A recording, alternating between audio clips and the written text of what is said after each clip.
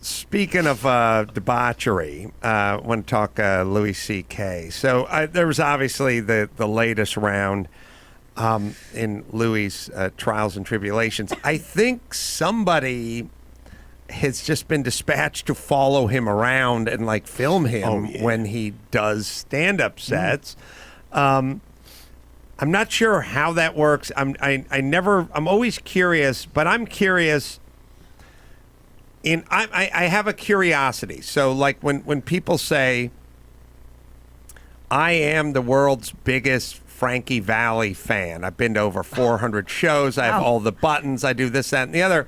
I always want to go, but that's somebody else. Like, that's not you. Like, what? Yeah.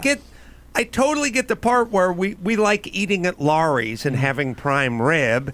And if the Bare Naked Ladies came to town, I would enjoy seeing them over at the Wiltern Theater. But I don't build a life. Right. Like a life around someone else's life. Right. Someone else's existence. It's your life. And so, like with the Louis C.K. thing, like, you may not like Louis C.K., you may not like what he did or what he says, but the part where you have to follow him around, like where your beeper your pager starts going off, like he's at the Comedy Cellar, drop what you're, tell your kids to go to bed, grab your phone and get down there. Like, don't assign yourself to the Louis C.K. beat. You know what I mean? Right. If that's not, or whatever that thing is, don't assign yourself to the beat of the thing you hate. Yeah, I think the beat is what caused a lot of the initial problems. Really but I'm not a fan of police, like the policing of the people. You can go, well, what he said was horrible. Yeah, okay, but why were you filming it and putting it on the internet? Like, why are you so invested? You're guilty as well. Yes. Also, it reminded me, Brian, remember when you went absolutely ape shit about, I know that doesn't sound like you, this audio uncovered or discovered. Unearthed, yeah, recently unearthed. This was exactly resurfaced. This was leaked audio. It's like he was in a public place doing a stand-up set. Right. Leaked audio. Yeah. Newly unearthed video from 2002, The Man Show, Jimmy Kimmel. Yeah. It aired on Comedy Central you can already. Google it. You can buy it right now. And get a box set of it. So I heard the news. When I was in Maui. I was just sitting by the pool, and my friends who I was traveling with were like, oh, Louis in more trouble. Like, oh, my God. Because school shootings are the third rail. Right. Because I said, well, first off, when it happened, I was like, I don't know who these fucking kids are. I feel bad for them. But no, they don't need to march to Congress and start talking about policy because they're 16 and a half. They were victims of a tragedy. Mm-hmm. But that doesn't make them experts in gun control or school shooting or any of that. I'd like to just hand that back to the experts. Now, you'll be drawn and quartered if you say that, and I already did. But I was just sitting on the beach in Maui, and I said, we're in a resort. And I said, if a tsunami hit this resort right now, I wouldn't want to dictate policy on tsunami and tsunami protection. I would be unqualified to do it. I would be a victim of the tsunami, and you could ask me what it was like. Your friends are like, please stop saying tsunami. Wow. Dad, is there a tsunami coming? You could ask me how it worked, what went on, pick my brain. Well, maybe we need bigger exits or something, but I couldn't go dictate a bunch of policies. That's essentially. So I'm with Louis on this. I'm also with Louis in that he's a comedian. He's supposed to be walking that line. He's done it his whole career, and this is what he's compelled to talk about.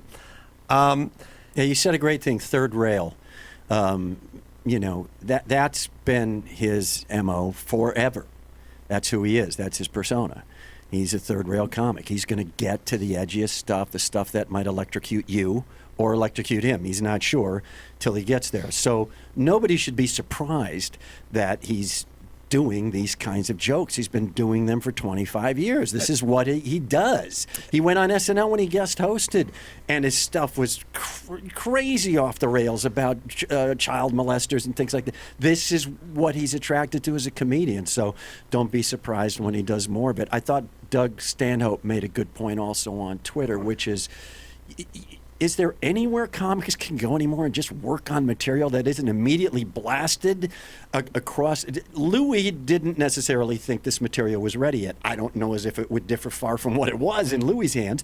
But, the guy, the comedian, the woman, the man, whoever it is working on their material. They're going out and trying 7, 10-minute chunks. They're working on something, trying to put it together. When that person thinks it's ready to be digested by the public, they'll put it out. Right.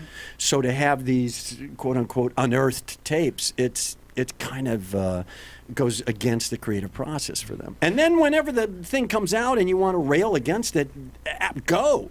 And go also, nuts. we have, as an atheist, we have a way of looking at life that doesn't really follow an algorithm or a mathematical equation, which is, if 400 people perish in a tsunami, you can make all the fucking tsunami jokes you want. Maybe not Gilbert Godfrey. Except for Gilbert. Wait some time, Well, he could have done it. He could have done it. He just got shit canned from Geico or whatever it was. But he could Affleck. But he could have gone out on stage. He could do whatever he wants. 300. If 17 kids are killed, you cannot bring that up. If 300 people are killed on a beach, go at it. Like Louis, it wouldn't have been a problem. So the notion of where you go, oh, you're not outraged by the 17? No, I am outraged. Everyone's outraged, but it's also hard to follow what the math what is. we care math about, what we isn't don't. a straight line to how many people died versus how many people were injured versus how often it happens or if it could happen again. But either way, comedians are allowed to say whatever they want, and then their fan base is allowed to follow them, buy tickets, buy T-shirts, or not. Or not.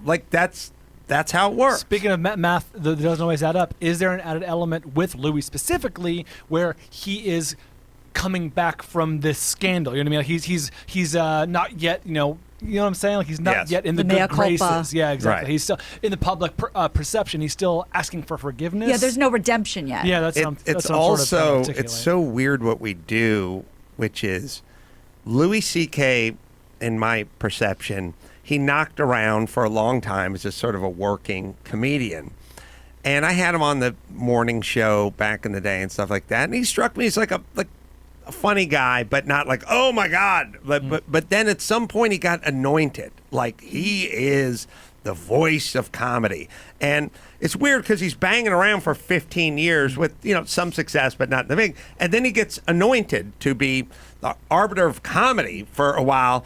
And there's an element of, now it's time to bring you, we'll let you sit in the penthouse for a while. It's time to bring you down to the morgue. Like we have an element of, we got to knock you down a little. So when you get anointed, then you really kind of have that The target on your back. Yeah. But we'll listen to the clip. The other thing about the clip, as I was listening to it, because people tell you, like, oh my God, he went on and on about blah, blah, blah.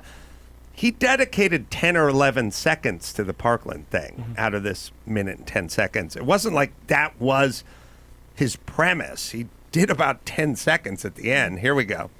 You should address me. They're like royalty. They tell you what to call them. You should address me as they, them. Because I identify as gender neutral. Oh, okay. You should address me as there. Because I identify as a location. And the location is your mother's cunt. It doesn't have to be that nasty. But it can be. I don't know, they testify in front of Congress, these kids? Like, what the fuck? What are you doing? You're young, you should be crazy. You should be unhinged. Not in a suit saying, I'm here to tell, fuck you. You're not interesting. Because you went to a high school where kids got shot? Why does that mean I have to listen to you? How does that make you interesting? You didn't get shot, you pushed some fat kid in the way, and then now I gotta listen to you talking? All right. So whatever you think of it in terms of taste, he's allowed to do this, and people are laughing, and that's what he's trying to do, and that's where sensibilities are. And I would argue that in any form of art, whether it's painting, stand-up, or automotive design, let's let the sort of guys who are on the fringe, let them go out there and push that envelope a little bit. You may not agree with it. You may not buy that car. You may not buy that painting. But historically, they are the ones that kind of take the process and move it ahead. The guys telling the knock-knock jokes, hanging out in the middle in the safe zone, don't tend to take the form and stretch it out that far. So I don't know. I don't know. It's funny to me that, not funny, haha, but it's bizarre to me that we've now turned our sights on comedians. I understand the sort of politicians, school teachers, cops, firemen part of this, but the comedians, the part where we're going to take what they say and pick it apart when they're there to agitate. Especially to the guys, to the comedians, men and women, who are naturally drawn to that danger line. What is the auto racing equivalent? A straight line through a chicane, the most dangerous way to drive. They are intrinsically built to go, I'm going there.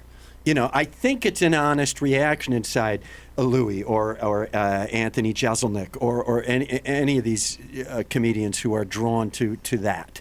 I think it's organic, and the ones who do it and do it well, it's organic to them. I don't. That's why you can't ask Louis C.K. for forgiveness. You can ask and you have every right to ask. I don't know if you'll get it from any of these guys because I think they're. By nature, they're kind of drawn over there. I don't know if you'll ever get them to change course creatively. I just don't know. And you have the perfect right to react any way you want, absolutely any way you want to it. It can be outrageous. It can be funny to you. It doesn't matter. Can we get rid of this notion that we're doing more and more of, which is, look, a lot of stuff was funny, and I'm a Louis C.K. fan. I love comedy, but he crossed the line. There is no line. Right.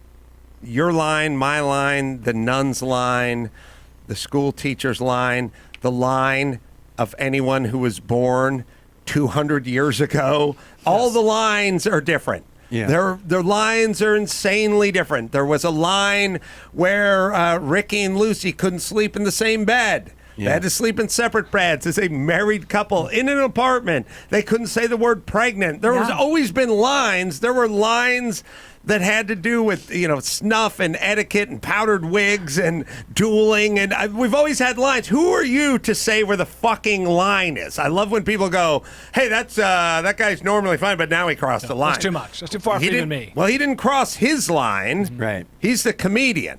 But your line, there is no line. The line. There's your sensibilities. There's his sensibilities.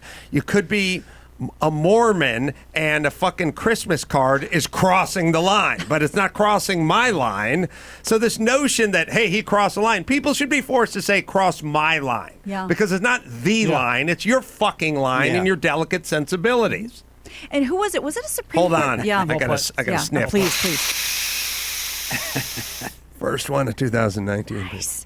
Was it a Supreme Court judge, or who was the one when they were talking about porn and they said, I can't define indecency, right? But I'll know it when I see it. Yes. Wasn't it Earl Warren? I can't remember, but that's what's happening now. But it's every one of us saying we'll know it when we see it. Paint any car for 1995. Yeah, it's Earl Shive. There was an Supreme Court justice, and I think it was Earl Warren. Yes, and he said he'll know it when he sees it. He'll know it when he sees it. Yeah. Larry Flint probably sees it a little differently. Right. Potter Stewart.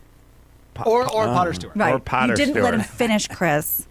By the way, when your name is Potter, don't you kind of have to be a Potter for a living? Like, isn't it kind of on you? Like, come on, your dad really wanted you to work with ceramics and throw salad balls, and now here you are. You pounded a gavel. So devastating. Do not bring it up in front of your Supreme dad. Court robes. All right.